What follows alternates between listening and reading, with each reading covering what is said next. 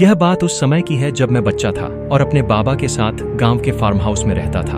गांव बहुत शांत था, लेकिन रातें हमेशा सन्नाटे और अजीब सी बेचैनी से भरी रहती थीं। मेरे दो दोस्त थे, राजीव और बग्गा। हम तीनों खेतों में दिन भर खेलते। चारों तरफ ज्वार की ऊंची फसलें खड़ी थीं और हर जगह बिजुका लगे थे। ये बिजुका इतने डरावने थे कि कई बार हमें लगता मानो वो हमें घूर रहे हों।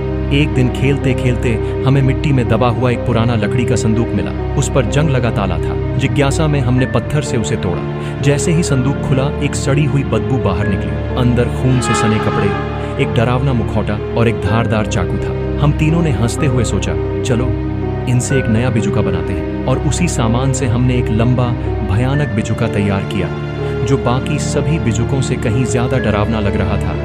रात होते ही अजीब घटनाएं शुरू हो गईं। पंछियों की चीखें, खेतों में हलचल, और अचानक मेरा पालतू कुत्ता मोती खेत की ओर भाग गया। वो कभी वापस नहीं लौटा। सुबह खेतों में पहुंचा तो सारे बिजुका कटे फटे पड़े थे, लेकिन हमारा बनाया बिजुका वहां नहीं था। कुछ दूर मुझे मोती की लाश मिली। उसका शरीर बुरी तरह चिथड़े चिथड़े हुआ था। उस रात खिड़की से मैंने देखा, ज्वार की फसल हिल रही थी और उसके बीच खड़ा था एक लंबा साया, लाल चमकती आंखों वाला। जब टॉर्च जलाई तो मेरी सांस रुक गई। वो इंसान नहीं था, बल्कि वही बिजुका था जो अब चल रहा था। बाबा ने बंदूक उठाई और बाहर निकले। हमने देखा वो बिजुका हमारे पशुओं का मांस खा रहा था। बाबा ने गोली चलाई, बिजुका गिर पड़ा, लेकिन तभी अचानक खड़ा होकर उसने बाबा पर हमला किया।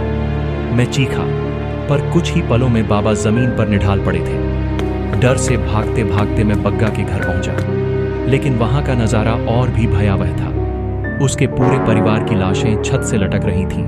खून की बूंदें अब भी फर्श पर टपक रही थीं। अचानक पीछे से कदमों की आहट आई।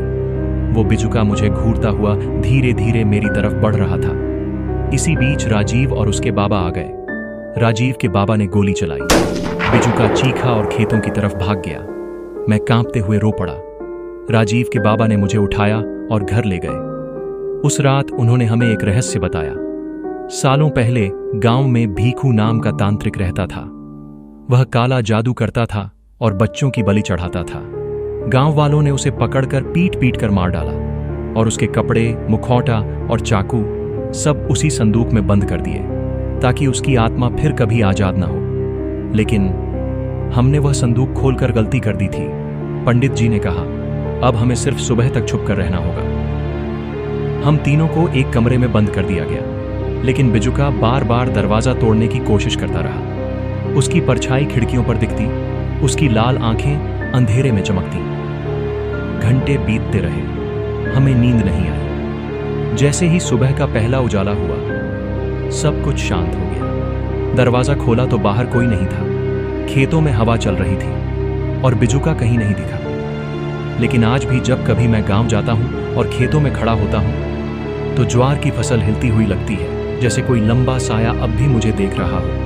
कभी कभी रात में लाल आंखें अंधेरे में चमक उठती हैं और मुझे यकीन है वो बिजुका, वो भीखू अब भी जिंदा है।